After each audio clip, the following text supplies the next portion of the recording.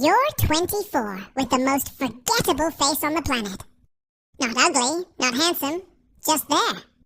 You grew up on the border, learned Spanish before English, switched between both like flipping a light switch.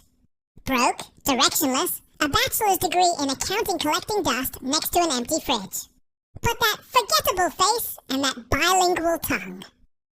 That's your resume. The CIA isn't recruiting action heroes. They're recruiting ghosts. And you're practically invisible. They fly you to a facility that doesn't show up on any map. 18 months. They teach you to lie so fluently, your own reflection doubts you. They teach you to build an identity from thin air. Fake credit history. Fake landlords. Fake exes who'll confirm your fake breakup if anyone calls. They run you through 72-hour interrogations, where the only way out is to out-stubborn a guy whose career is breaking people. They teach you 14 ways to kill someone, and 200 ways to avoid having to. But the first lesson, the one they tattoo on your brain, is the golden rule. Never get attached. Your instructor says it like a prayer. The people you're going to meet are not your friends. They're assets. They're line items on an operational budget. The second you forget that, you're a dead man with a classified obituary nobody will ever read.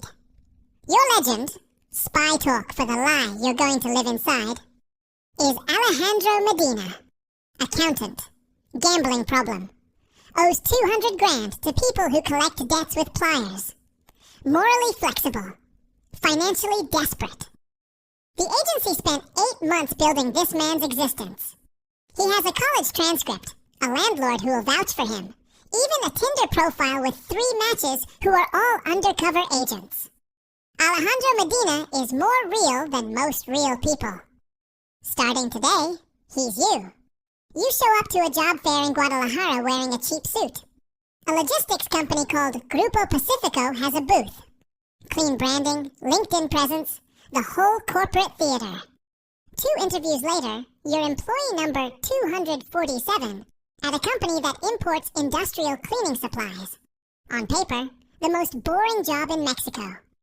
In reality, Grupo Pacifico is a wholly owned subsidiary of the Reyes cartel. And those cleaning supplies haven't cleaned anything except money in 6 years. Your first month is actual bookkeeping. Payroll, invoices, tax filings. Then you notice the numbers. A single warehouse in Sinaloa generating revenue that would make an Amazon fulfillment center jealous. Invoices don't match shipping logs. Shipping logs don't match customs declarations. A recurring transfer of exactly $47,000 every Thursday to a shell company in Panama, with no website, no office, no employees. You don't say a word. You just fix the books. Find errors the previous accountant was too lazy or too scared to catch. Your supervisor, a stocky guy everyone calls Ringo, watches you work. After 2 weeks, he nods. 1 nod. In this organization, 1 nod from the right person is worth more than a standing ovation. 3 months in, they test you. Ringo walks you into a back room where a man is zip-tied to a metal chair. Face already purple. Skimmed $15,000 from a shipment. What happens next isn't an interrogation. It's a receipt, a message for everyone else. Ringo doesn't watch the man. He watches you. Your training kicks in 3 full seconds before your humanity does. You stand there with the same blank expression you'd wear watching someone fix a printer. Ringo nods again. 2 nods now. You're being promoted without anyone saying the word. You feed intelligence back using methods that would make a Cold War spy nostalgic. Yelp reviews for restaurants you've never eaten at. 5 stars means priority intel. 1 star means abort. 3 stars means check the dead drop. The dead drop is a hollowed-out brick behind a laundromat. Your handler meets you at a dog park every other Thursday. You both pretend to walk dogs. The agency provides the dog, a golden retriever named Peanut with better fake documents than most people. The exchanges last 90 seconds. If anyone's watching, you're 2 boring people with a boring dog having a boring conversation. Perfect. 8 months in, You know names that don't appear in any newspaper. Routes through 3 countries. Dollar amounts that would make a Wall Street banker cry. Your intel has led to 2 major seizures and the quiet arrest of a mid-level operator. You're a human microphone buried inside the machine. But here's what nobody warned you about. These people start becoming real. Ringo carries a leather notebook everywhere. Not for cartel business. For a novel he's writing.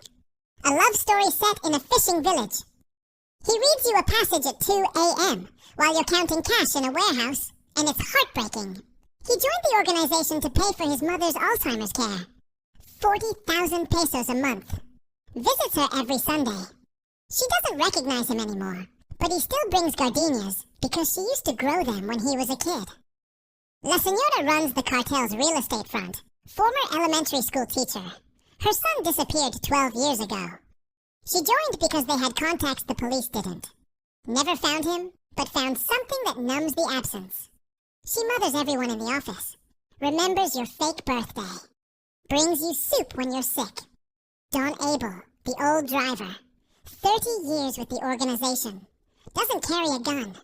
Just drives. Tells you about his dead wife Estella on long rides through the mountains. Talks about her like she's waiting at home. You know these people now. Not as targets, as humans. That is the most dangerous thing that has ever happened to you. One weekend, Ringo self-publishes his novel. Prints 50 copies at a shop downtown. The whole crew shows up to a restaurant to celebrate. Toasts, bad speeches, genuine laughter. A man who dissolved a rival's car in acid last month is tearing up because he's proud of his friend's book. La Señora reads the dedication page out loud. Don Abel falls asleep in the corner, holding a signed copy against his chest like a teddy bear. You wrote the back cover blurb. You meant every word. For 3 hours, it looks like any group of friends at any restaurant in any city. You eat, you drink, you laugh. And somewhere between the second bottle of mezcal and Ringo's terrible karaoke, you forget. For 1 full minute, you forget you're here to destroy every person in this room. That minute is the most dangerous 60 seconds of your entire mission. The cartel's chief financial architect calls himself El Arquitecto. Actually trained as one, 4 years at the best university in Mexico City before he realized you could make more money designing shell companies than buildings. He launders through 14 countries using a network so complex it would take the FBI a decade to untangle. He wants you on his team. The promotion means access to everything. Swiss accounts, Cayman trusts, names of politicians who cash cartel checks. Intelligence the agency would sell its soul for. It also means you're locked inside the innermost room of a building with no fire exits. At this level, people don't resign. They decompose. Your handler gets replaced. New guy. Soft hands, pressed shirt, never been in the field. Talks to you like a spreadsheet. The mission timeline is being accelerated. 6 months instead of 2 years. Why? A rival agency is about to poach your case. If the DEA files first, Langley loses credit. 3 years of your life, fast-tracked because 2 bureaucracies are fighting over who holds the trophy. You push back. Say these people have families. He cuts you off. Your job is to open the door. What walks through it isn't your concern. You sit in your car for 40 minutes after he leaves and realize the agency and the cartel have more in common than either would admit. Both run on hierarchy. Both treat people like inventory. Both will burn you the second you stop being useful. The only difference is the logo on the letterhead. Then you make the mistake that almost kills you. After a particularly ugly night, you call your handler on a line you thought was clean. It wasn't. The cartel had that number flagged for months. They don't know it's you. Not yet. But now they know there's a mole. El Arquitecto starts running polygraphs on every member of the inner circle. One by one, people get called into a windowless room. Your training covered this. Countermeasures, breathing techniques, controlled stress responses. You pass. Barely. Others aren't so lucky. Some fail and disappear. Some pass and still disappear. Just in case. The circle shrinks. 12 people. Then 9. Then 7. Your number is getting closer. You stop sleeping. Every conversation becomes a potential autopsy of your cover. A colleague asks about a wire transfer from last quarter, and your pulse hits 160. You answer perfectly. You always answer perfectly. But the gap between your mask and your face is thinning by the hour. You start reading micro-expressions at dinner the way a radiologist reads x-rays. Is that a suspicious glance, or is he just tired? Did she pause because she's lying, or because she's chewing?